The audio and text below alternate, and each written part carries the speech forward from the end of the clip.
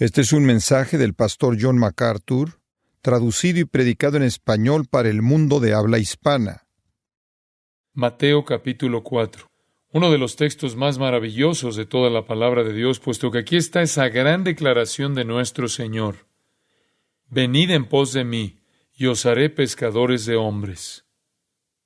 Hace algunos años leí esta parábola, y creo que es una forma adecuada de presentar nuestros pensamientos sobre Mateo 4. Esto es lo que decía, y cito: En una costa peligrosa donde a menudo ocurren naufragios, había una vez una pequeña y rústica estación de salvavidas. El edificio era una choza, y no tenía más que una barca, pero los pocos miembros devotos mantenían una vigilancia constante del mar y sin pensar en ellos mismos, salían de día y noche, sin descanso, en busca de los perdidos. Muchas vidas se salvaron gracias a esta maravillosa estación, por lo que se hizo famosa. Algunos de los que fueron salvados y otros varios de los alrededores querían estar asociados con la estación y prestar de su tiempo, dinero y esfuerzo para apoyar esta labor. Se compraron nuevos barcos y se entrenó a nuevos equipos para salvar. Y la pequeña estación de salvavidas creció. Algunos de los miembros de la misma no estaban contentos porque el edificio era tan rústico y estuviera tan mal equipado. Sentían que se debía ofrecer un lugar más confortable, más cómodo, como primer refugio para los rescatados del mar. Así que reemplazaron los cáteres y las camas de emergencia y colocaron mejor mobiliario en el edificio ampliado. La estación de salvavidas se convirtió en un lugar popular de reunión para sus miembros, y lo decoraron y lo amueblaron de manera exquisita porque lo utilizaban como una especie de club. Menos miembros estaban ahora interesados en ir en misiones a la mar para salvar personas, por lo que contrataron tripulaciones de botes salvavidas para hacer este trabajo. El motivo de salvar vidas seguía prevaleciendo en la decoración del club y había un bote de salvavidas litúrgico en la habitación en la que el club celebraba sus iniciaciones. Durante este tiempo, un gran barco naufragó frente a las costas, y los equipos contratados trajeron un montón de gente con frío, mojados y casi ahogados. Estaban sucios y enfermos. Algunos de ellos tenían la piel negra y otros amarilla. El hermoso club nuevo estaba hecho un desastre, por lo que el comité inmediatamente construyó una ducha fuera de la casa del club, en donde las víctimas de los naufragios podrían limpiarse antes de entrar. En la siguiente reunión se produjo una discordia entre los miembros del club. La mayoría quería interrumpir las actividades de salvavidas del club por ser desagradables y volverse un obstáculo para la vida social normal del club. Algunos miembros insistieron en que salvar vidas era su objetivo principal y señalaron que todavía se llamaba una estación de salvavidas, pero la mayoría lo rechazó y dijeron que si querían salvar las vidas de diversos tipos de personas que habían naufragado en esas aguas, podrían comenzar su propia estación de salvavidas en la costa, pero un poco más alejados, cosa que hicieron. A medida que pasaron los años, la nueva estación experimentó los mismos cambios que se produjeron en la antigua. Evolucionó hasta convertirse en un club y una nueva estación de salvavidas fue fundada. La historia continuó repitiéndose, y si usted hoy visita esa costa, encontrará varios clubes exclusivos a lo largo de la misma. Los naufragios son frecuentes en esas aguas, pero la mayoría de las personas se ahogan. Fin de la cita. Qué ejemplo sencillo y sorprendente de la historia de la Iglesia. Pero la obra de salvar vidas y la obra de evangelización es la obra más pura, noble, esencial e importante que la Iglesia hará. La obra de la evangelización, el trabajo de pescar hombres, por así decirlo, como si fuera del mar del pecado, el trabajo de rescatar a las personas del infierno, es la obra más grande que la Iglesia forjará. Es el gran trabajo de Dios. Primera de Juan 4 nos dice que nosotros solo le amamos porque Él nos amó primero. Y Juan 3:16 nos dice: porque de tal manera amó Dios al mundo que ha dado. La obra más grande en el corazón de Dios, la mayor preocupación en la mente de Dios es la evangelización. El gran interés de Dios es ganar a los perdidos. También es la gran preocupación de Cristo. Lucas 19:10 dice, porque el Hijo del Hombre vino a buscar y a salvar lo que se había perdido.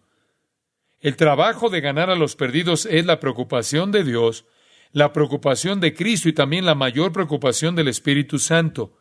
Porque es el Espíritu Santo que viene, según Juan 16, para convencer a los hombres de pecado, de justicia y de juicio.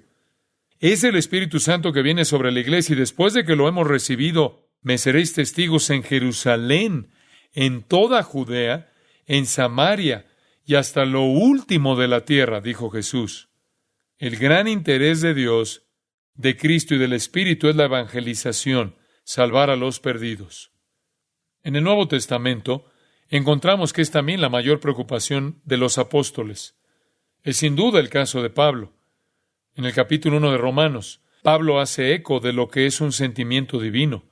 A griegos y a no griegos, a sabios y a no sabios soy deudor. Así que, en cuanto a mí, pronto estoy a anunciaros el Evangelio también a vosotros que estáis en Roma, porque no me avergüenzo del Evangelio, porque es poder de Dios para salvación a todo aquel que cree, al judío primeramente y también al griego. Más tarde, en esa misma epístola maravillosa de Romanos, Pablo compartió su corazón en el capítulo 9 diciendo lo siguiente: verdad digo en Cristo, no miento, y mi conciencia me da testimonio en el Espíritu Santo, que tengo gran tristeza y continuo dolor en mi corazón, porque deseara yo mismo ser anatema, separado de Cristo por amor a mis hermanos, los que son mis parientes según la carne. Era su gran preocupación. En el capítulo 10:1 dice, el anhelo de mi corazón y mi oración a Dios por Israel es para salvación. En 1 Corintios 9:22 expresa, a todos me echo de todo, para que de todos modos salve a algunos. La mayor preocupación de Dios es ganar a la gente para sí. Era la mayor preocupación de Cristo, del Espíritu, de los apóstoles y de la primera iglesia. Al ser esparcidos en Hechos capítulo 8, fueron por todas partes predicando a Jesucristo, tratando de ganarse a la gente para Él. Aún en el Antiguo Testamento fue igual. En el Antiguo Testamento el corazón de Dios estaba preocupado por los que estaban perdidos. De hecho, en Proverbios 11:30 tenemos esta gran declaración: el que gana almas es sabio. Y si usted sabe lo que el término sabio significa en Proverbios, sabe que es sinónimo de una vida de justicia. La persona verdaderamente justa, que vive con entendimiento, que no solo lo sabe, sino que lo vive, es la que gana almas. Es verdaderamente sabia. Y al final del libro de Daniel, en el capítulo 12:3, dice, los entendidos resplandecerán como el resplandor del firmamento, y los que enseñan la justicia a la multitud como las estrellas a perpetua eternidad. Las personas que llevan a otras a la justicia son sabias. La palabra de Dios es clara. Nuestro texto hace eco del mismo sentimiento. Obsérvenlo en Mateo 4.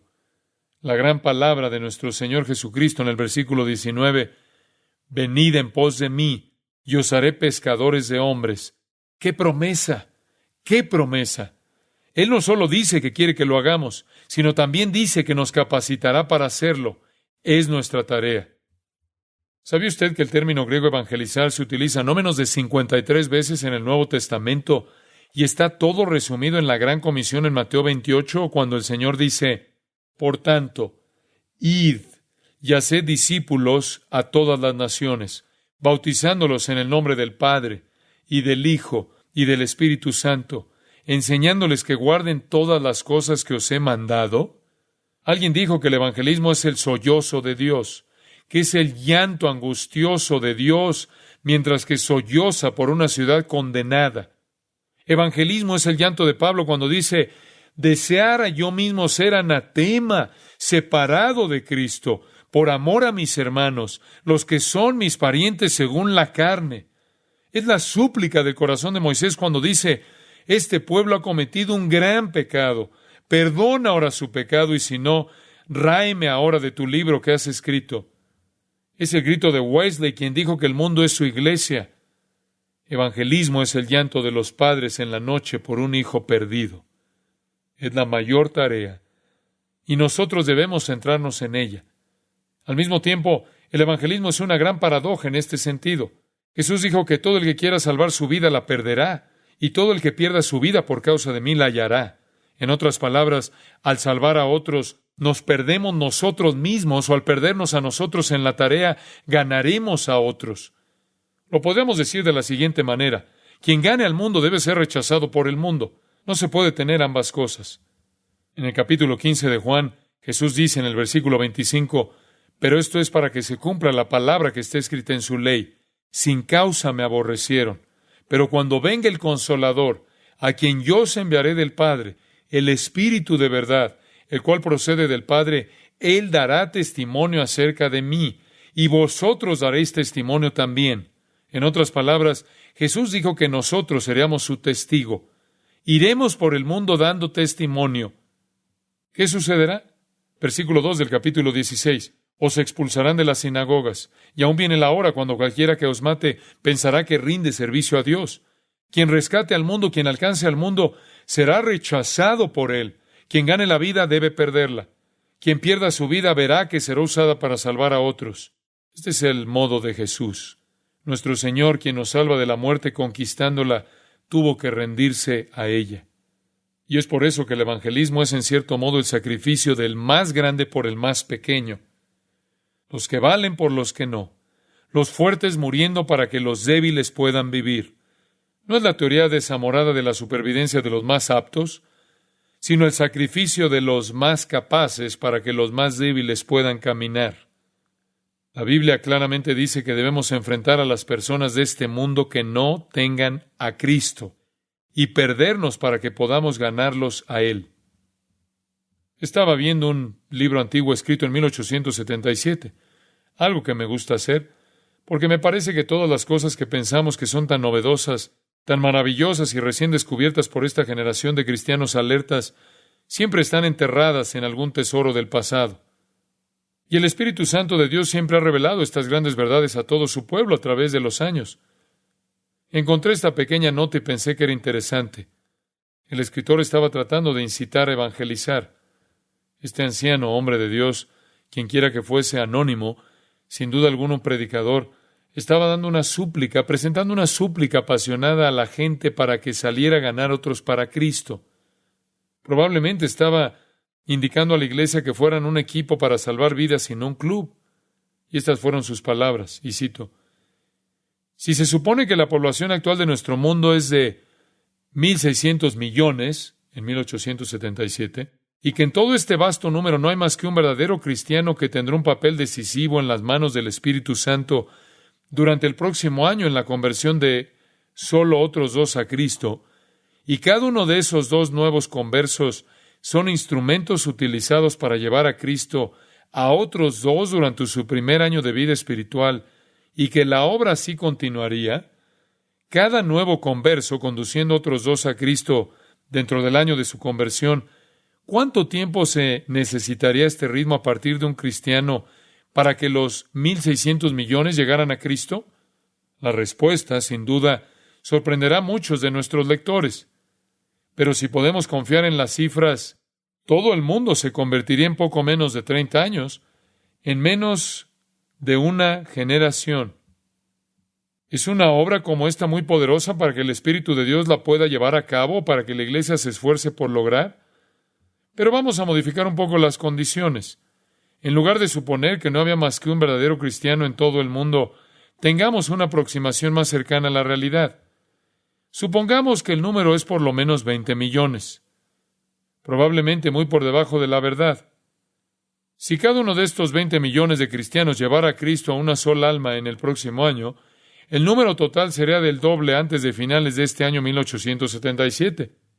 Si resultados similares fueran seguidos por oración y esfuerzo en 1878 y continuaran al año siguiente, y cada año cada cristiano verdadero fuera decisivo mediante la oración y el esfuerzo personal en la salvación de una sola alma, un año antes de 1883, sería oído en el reino de los cielos este gran coro, que este mundo se ha convertido en los reinos de nuestro Señor y de su Cristo. Fin de la cita. ¿Quieren saber algo? No lo hicieron. Un dato interesante. Si una persona de Grace Community Church entrena a otras 2 a cómo presentar a Jesucristo, y cada una de ellas lleva a una persona a Cristo, y el proceso continúa cada 6 meses, en 6 años y medio todo el Valle de San Fernando se convertirá a Cristo, y el resto de Los Ángeles en 6 meses más. Digo esto no para entrar en una discusión acerca de si Dios quiere que toda la ciudad de Los Ángeles sea salva o no, simplemente para mostrarle que no es un imposible. La comisión no ha cambiado. Debe comenzar de alguna manera. Puede comenzar con nosotros, y comenzará donde usted se encuentre. Una sirena en el mar para la niebla tiene su valor, pero nunca nadie ha sido rescatado por ella. Yo puedo venir aquí domingo tras domingo, tocar la sirena, pero se necesitará de equipos de personas bien entrenadas que estén allí en el mar, ¿comprende? Somos pescadores de hombres. Henry Ward Beecher, el gran predicador, dijo, y cito, «Cuanto más tiempo vivo, más seguridad tengo en esos sermones en los cuales un hombre es el ministro y otro hombre es la congregación. Cuando no hay dudas de quién es la persona, cuando el pastor dice, tú eres el hombre». Fin de la cita. Evangelismo es darse cuenta del propósito de redención eterna de Dios. Personas que evangelizan por sí mismas, trayendo a personas a Cristo. Todo comenzó en Mateo 4, 18 al 22. Andando Jesús junto al mar de Galilea, vio a 2 hermanos, Simón, llamado Pedro, y Andrés su hermano, que echaban la red en el mar porque eran pescadores. Y les dijo, venid en pos de mí, y os haré pescadores de hombres. Ellos entonces, dejando al instante las redes, le siguieron. Pasando de allí, vio a otros 2 hermanos, Jacobo hijo de Zebedeo y Juan su hermano, en la barca con Zebedeo su padre, que remendaban sus redes, y los llamó. Y ellos, dejando al instante la barca y a su padre, le siguieron. Este fue el primer grupo para salvar vidas que se formó en el Nuevo Testamento. Los primeros en ser entrenados para evangelizar, para comenzar el proceso de cumplir con la gran comisión. Todo comenzó aquí. Miremos nuevamente el contexto. Mateo nos presenta al Rey Jesús. Ese es el tema a través de los 28 capítulos de su Evangelio. Y veremos la realeza de Jesucristo en todos ellos. Lo veremos como Rey. En Mateo 4, 12 al 25 se concentra en el ministerio oficial del Rey. Es donde comienza el ministerio real oficial. Finalmente, el Rey llega. Después de todos estos años de preparación, después del ministerio de Juan el Bautista, después del bautismo, de la tentación, Jesús se embarca en su ministerio oficial, que llamamos los amaneceres en Galilea. Todo está en orden, todo está listo. Comienza su ministerio en los versículos 12 al 25. Consideraremos varios puntos. Primero, en el versículo 12, Él comenzó su ministerio en el momento adecuado. En el momento adecuado. Segundo, versículos 13 al 16, en el lugar correcto, en Galilea. Tercero, con la predicación correcta. Recuerden el versículo 17. Desde entonces comenzó Jesús a predicar y a decir, arrepentíos, porque el reino de los cielos se ha acercado. Jesús tenía un reloj divino, un calendario divino, que funcionaba en respuesta al plan de Dios. Comenzó su ministerio en el momento justo en que Juan fue enviado a prisión, en el lugar adecuado, Galilea de los gentiles, donde más lo escucharían, donde estaban más abiertos, había más potencial, más necesidad, y con la declaración adecuada. Se acercaba un reino, pero se tenían que convertir para participar de él. Jesús dijo que Dios tiene un reino, y si uno quiere ser parte del mismo, hay que arrepentirse y convertirse. Versículo 18. Llegamos a los compañeros correctos. Llegamos a los asociados correctos. Él nunca pretendió hacerlo solo, tampoco pretendió hacerlo únicamente predicando. Podría haberlo hecho. Tenía el poder para hacerlo, el derecho. Pero ese no era el plan. Tenía que haber pesca de hombres. El doctor Duryea dijo hace muchos años, y cito, el alma enferma necesita más que un discurso de medicina.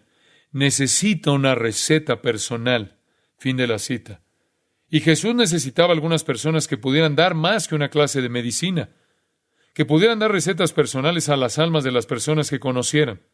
No sabemos cómo fueron llamados cada uno de los 12 discípulos para comenzar ese equipo de rescate, pero sabemos que fueron llamados personalmente por Jesucristo. Conocemos las circunstancias de 7 de ellos. De los otros 5 no estamos al tanto de los datos específicos. Sabemos que a todos los llamó Él mismo. Eligió a los individuos que deseaba que fueran a formar parte de esta maravillosa oportunidad de pescar hombres. Dios siempre elige a sus compañeros cuidadosamente. Usted puede ver en el Antiguo Testamento cómo Dios eligió a Israel para ser su asociada al evangelizar al mundo. Ellos serían su portavoz. En Isaías 49 dice, mi siervo eres, oh Israel, porque en ti me gloriaré. Eligió a los israelitas para ser sus colaboradores en el Antiguo Testamento. Escogió entre ellos algunas personas especiales como Jeremías, Isaías, Ezequiel y muchos más. Y cuando llegamos al Nuevo Testamento, Él seleccionó a sus colaboradores con el mismo cuidado. En Juan 15:16, Jesús mira a esos 12 a la cara y les dice, no me elegisteis vosotros a mí, sino que yo os elegí a vosotros y os he puesto para que vayáis y llevéis fruto. Juan 6:70, ¿no os he escogido yo a vosotros los 12? ¿Y uno de vosotros es diablo? Juan 13:18, yo sé a quienes he elegido. Lucas 6:13, y cuando era de día, llamó a sus discípulos y escogió a 12 de ellos. Cuando Jesús elige a sus colaboradores, lo hace con mucho cuidado. Usted se preguntará si Él lo eligió para ser pescador de hombres. Sí, todos los creyentes tenemos esa misión. Debemos dar testimonio, predicar a Cristo, hablar de Él, trabajar para cosechar. Todos nosotros, en el libro de Hechos, a medida que se desarrolla la iglesia, todos forman parte del equipo de salvación. Es nuestra tarea. Lucas 24, 46 al 48. Les dijo, así está escrito, y así fue necesario que el Cristo padeciese y resucitase de los muertos al tercer día, y que se predicase en su nombre el arrepentimiento y el perdón de pecados en todas las naciones, comenzando desde Jerusalén. Y vosotros sois testigos de estas cosas. ¿Ha notado que se debe predicar el arrepentimiento y el perdón de pecados en su nombre en todas las naciones y solo al principio en Jerusalén? Debe ir más allá, no solo en Jerusalén. Y somos parte de esa continuación. Es por eso que en Hechos 1:8 da un paso más allá. Cuando haya venido sobre vosotros el Espíritu Santo, y me seréis testigos en Jerusalén, en toda Judea, en Samaria y hasta lo último de la tierra. Y es por eso que en 2 Corintios 5:20 Pablo dice, somos embajadores en nombre de Cristo, como si Dios rogase por medio de nosotros. Os rogamos en nombre de Cristo. Pedro repite en 1 de Pedro 2:9, vosotros sois linaje escogido, real sacerdocio, nación santa, pueblo adquirido por Dios, para que anunciéis las virtudes. Comenzó con los 12, se extendió a la primera iglesia en Jerusalén y luego a Judea, Samaria, luego al mundo y después a nosotros. Es nuestra labor. Nosotros también debemos seguir a Jesús y ser pescadores de hombres. Necesitamos enfatizar esto. Hemos aprendido grandes verdades. No tenemos que olvidarnos de los que están perdidos. Había un hombre llamado Luigi Taricio, que apareció muerto en su sencillo hogar donde tenía guardados 246 violines exquisitos, los cuales había escondido en un ático. Los mejores de ellos estaban en un cajón de un escritorio. En su devoción por los violines, había privado al mundo de su música. Otros más hicieron lo mismo que él. ¿Sabían que el mejor violín Stradivarius que jamás se haya fabricado fue tocado por primera vez 147 años después porque alguien lo había escondido? Me pregunto cuántos cristianos son como Taricio. Si en su amor por la iglesia, por la palabra de Dios, usted queda ensimismado y el mundo no escucha esa música, eso es trágico. Eso es trágico. Una estadística que me han dado y rehúso creer. El 95% de los cristianos nunca llevó a nadie a Jesucristo. El 95% de los mejores violines espirituales del mundo nunca han sido tocados. Usted se puede aferrar a las cosas que ama de la iglesia, pero también tiene que alcanzar a los demás. Una historia que Moody solía compartir. Estaba visitando una galería de arte en Chicago, frente a un cuadro que mostraba una persona que se aferraba con 2 manos a una cruz que estaba en una roca en medio de una tormenta. Moody comentaba que pensaba que era el cuadro más bonito que había visto. Años después dijo, vi un cuadro similar. Este mostraba una persona en una tormenta aferrada a una cruz, pero con una mano. Con la otra intentaba alcanzar a un hombre que se estaba ahogando. Este era más encantador aún. Espero que no nos olvidemos de los que necesitan desesperadamente lo que nosotros poseemos.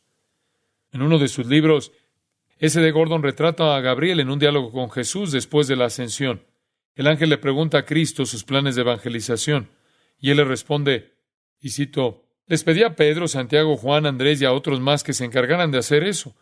Y entonces que aquellos que oyeran les dijeran a otros para que finalmente todo el mundo escuche la historia y el poder de la misma. Fin de la cita. Y en la leyenda Gabriel dice, ¿y si ellos no le cuentan a otros? A lo que Jesús le respondió con calma, no tengo otros planes, confío en ellos, no tengo otro plan. ¿Qué significa ser pescadores de hombres? Versículo 18. Andando Jesús junto al mar de Galilea, vio a dos hermanos, Simón llamado Pedro y Andrés su hermano, que echaban la red en el mar porque eran pescadores. Una zona de las más bonitas de la tierra, de las más fértiles del mundo. En los tiempos de Jesús había 9 ciudades pobladas en su margen. En 1930 había solo una aldea, Tiberio, la misma que queda hoy en día, la única, llena de botes de pesca en los días de nuestro Señor. Hay escritos de Flavio Josefo donde menciona que una flota de botes estaba compuesta por 240 naves. Son muchos para un lago de una superficie de 12 kilómetros por 22. Allí caminó Jesús y encontró a los dos hermanos, Simón, más tarde llamado Pedro, y su hermano Andrés. Esta es la fase 2 de su llamado, algo técnico que le servirá en el estudio de los evangelios. Hay varios llamados diferentes a los discípulos en los mismos. Cada escritor del evangelio, para su propio propósito, elige uno o el otro. Había una secuencia de cosas. Existen al menos 5 veces en donde Jesús los llama, cada vez llevándolos a un nivel diferente. Como ustedes, una vez fueron llamados a salvación, y después, en algún momento de sus vidas, fueron llamados a un nuevo nivel de compromiso. Y quizás en algún momento fueron llamados, como yo, a servir a Jesucristo de algún modo específico. Y quizás usted fue llamado a servir en algún lugar determinado, como Grace Community Church o algún otro ministerio determinado. En otras palabras, la manera en que Dios nos dirige puede tener etapas. Y eso es así en el caso de los discípulos. El primer llamado está en Juan 1. Era el llamado a salvación. Andrés, Juan, Simón, Felipe, Natanael y Santiago son llamados a salvación, el llamado inicial. Y recuerdan cuando Juan el Bautista dijo que no le siguieran más a él, que le siguieran a Cristo. Y le siguieron. Y ese fue el llamado a salvación. La etapa 2, en Mateo 4:18. El llamado a ser pescadores de hombres. Van a seguir a Jesús, pero es algo momentáneo. No es la partida final de todo. Por ahora lo siguen a Él. Son llamados a ganar almas, a pescar hombres. Son llamados a seguirle. Hay un tercer llamado. Lucas lo registra en el capítulo 5, después de Mateo. Es diferente. Hay similitudes, pero también diferencias claras. Todavía están pescando, lo que está indicando que no abandonaron su labor por completo. Los siguieron por ese momento, y ahora será más firme. Les dirá que quiere que solo sean pescadores de hombres. Es el próximo paso, y ahora está en el lago de Cineret, otro nombre del mar de Galilea. 2 botes en el lago, los pescadores se habían ido, etc. Entra en uno de los botes, el de Simón, y aquí está la diferencia. Estamos de pronto en la barca. La situación de Mateo es distinta. Les dice que tiren las redes y ocurre un milagro, un relato diferente. El tiempo para ellos de realizar un compromiso real. Y Jesús lo reitera en el versículo 10. Estaban Santiago y Juan, los hijos de Zebedeo, compañeros de Simón. Jesús dijo a Simón, no temas, desde ahora serás pescador de hombres.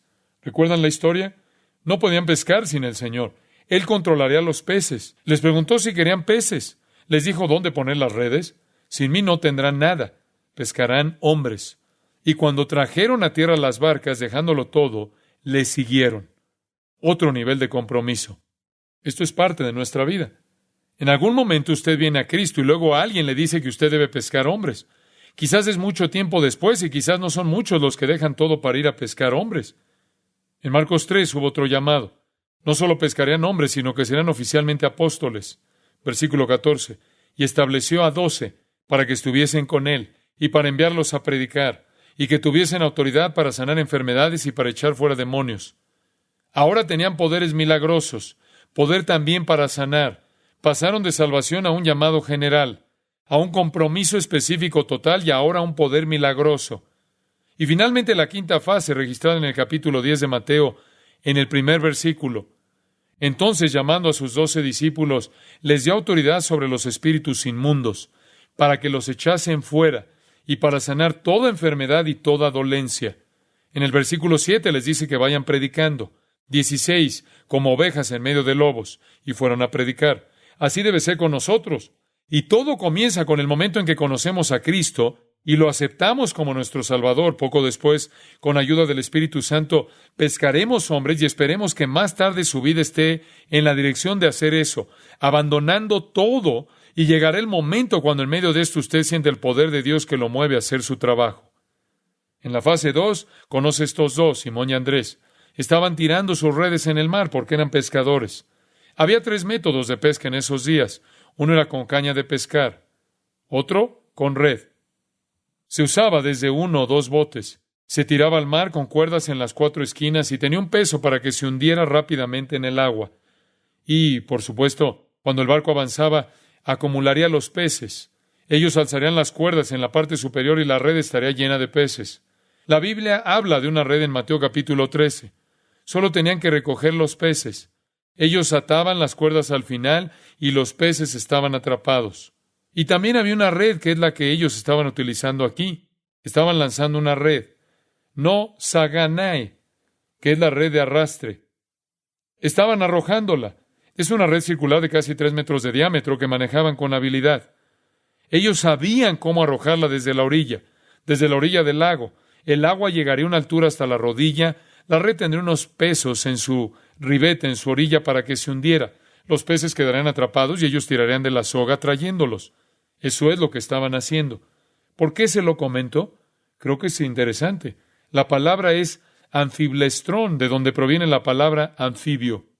Lo que me interesa es que Jesús dijo que pescarían hombres, y utilizo esa metáfora de manera que lanzaron esa gran red y capturaron muchos peces. Y me gusta ese pensamiento. No estaban pescando a uno solo. Me gusta el hecho de que Jesús dijo que habría muchos de ellos.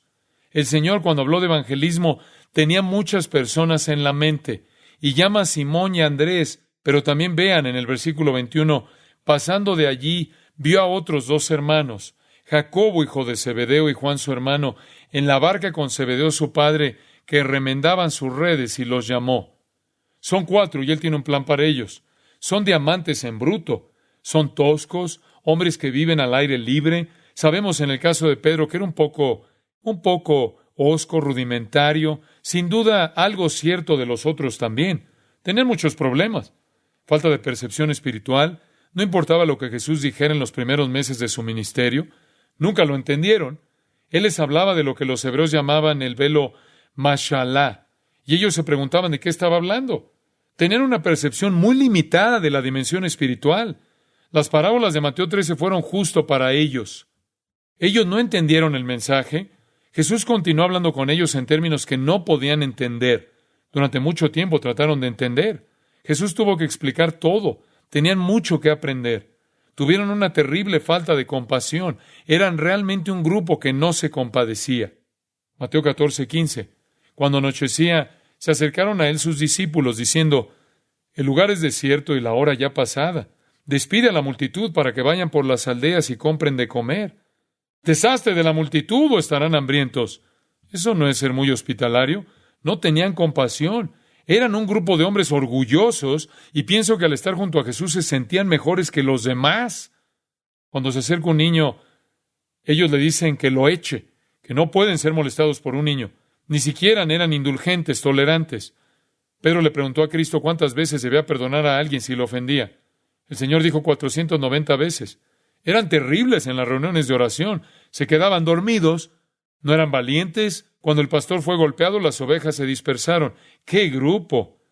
Sin percepción espiritual, sin compasión, sin humildad, sin sentido de perdonar, no eran capaces de perseverar en la oración y un grupo de cobardes. Síganme y os haré pescadores de hombres. Eso le dice usted lo que el Señor puede hacer con usted y conmigo.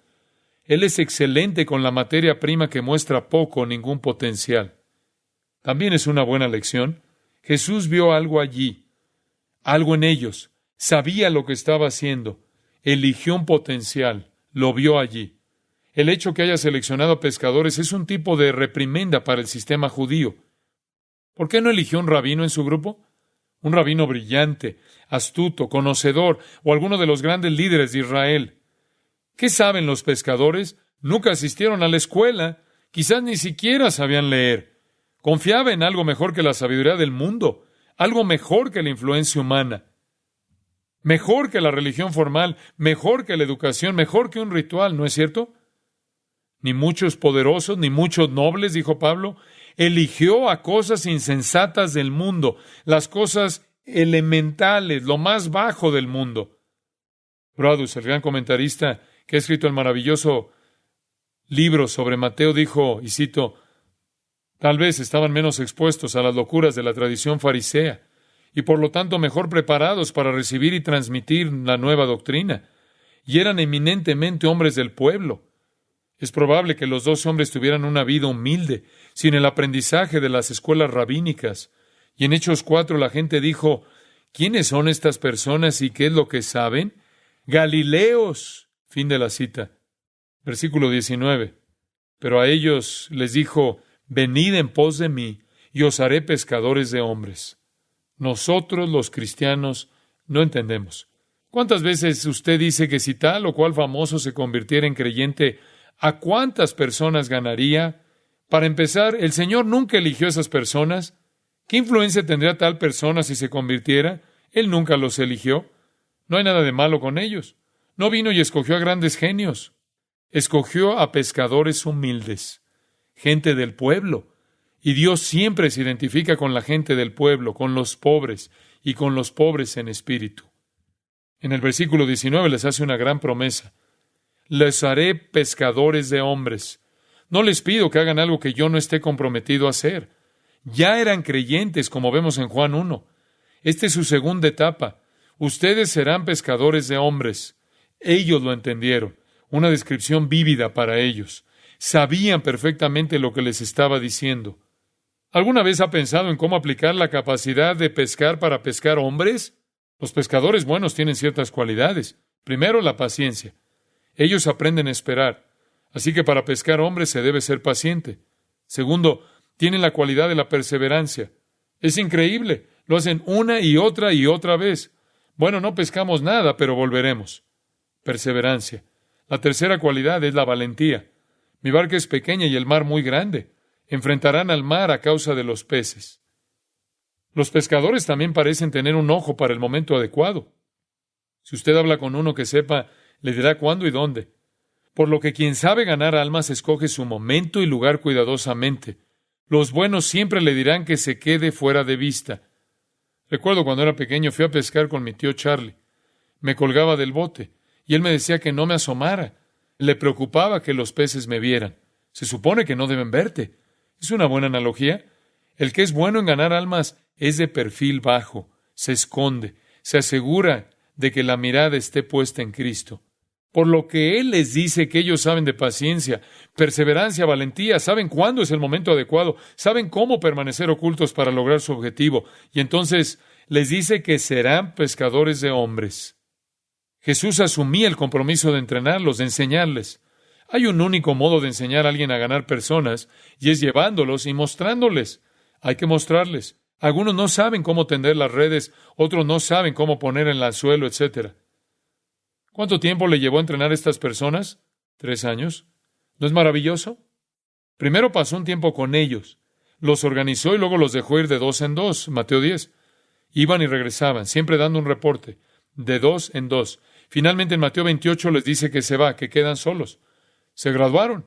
El método de entrenamiento de Jesús, llamarlos a Él, hacerles saber la comisión, entrenarlos, dejarlos que vayan y regresen con un informe, sucedió esto y aquello, enviarlos nuevamente, que regresen nuevamente. Finalmente estuvieron entrenados y Él se fue. ¿Cómo lo hizo? ¿Alguna vez analizó cómo Jesús entrenó a los ganadores de almas? Permítame darle algunas ideas breves. En el comienzo del Nuevo Testamento, Jesús ganaba almas cuando ellos lo veían. No les daba 45 clases. Lo hacía, miraban y aprendían. Estos son brevemente los métodos que usaba. Primero, estaba disponible. A medida que estudio la vida de Cristo, veo que siempre estaba con multitudes. donde estaba la gente, donde estaban los pecadores. En efecto, le dijeron que siempre estaba rodeado de pecadores, y ellos entendieron que ahí es donde necesitaba estar. Segundo, no tenía favoritos. No andaba con los ricos o los famosos o los religiosos. No importaba la clase social. Se acercaba al rico Jairo, pero también pasaba tiempo con una prostituta. Estaba disponible y no tenía favoritos. Tercero, era sensible. Podía detectar un corazón abierto rápidamente. ¿Usted ha aprendido a detectar un corazón abierto? En Marcos 5, una multitud lo estaba empujando. Casi no se podía mover. Y la Biblia dice que entonces Jesús, volviéndose a la multitud, dijo, ¿quién ha tocado mis vestidos? La multitud lo estaba apretando y pregunta, ¿quién lo tocó? Sí. Y había una mujer con problema de flujo de sangre, quien había alcanzado a tocar una de las 4 borlas que siempre colgaban de la toga de un rabino. Y él supo que había un corazón sensible. Y llamó a esa mujer de entre la multitud, la sanó y logró del corazón de esa mujer una confesión de fe en él. Era sensible. Era capaz de detectar un corazón abierto en una multitud, sensible al Espíritu. Usted puede hacerlo. Si usted está caminando en el Espíritu, yo creo que el Espíritu de Dios lo guiará a esa persona. Estaba disponible, no tenía favoritos, era sensible y cuarto, se aseguraba de obtener una confesión pública.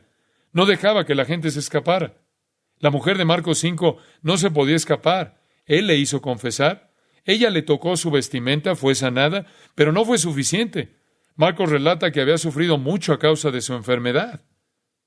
Había pasado por muchos médicos. Los discípulos le preguntan qué quiere decir cuando pregunta quién le tocó. ¿Acaso no ve a la multitud de personas? Jesús trajo a esa mujer de en medio de la multitud y expresó, hija, tu fe te ha hecho salva. Ve en paz y queda sana de tu azote. Obtuvo su confesión de fe. Nosotros debemos hacerlo.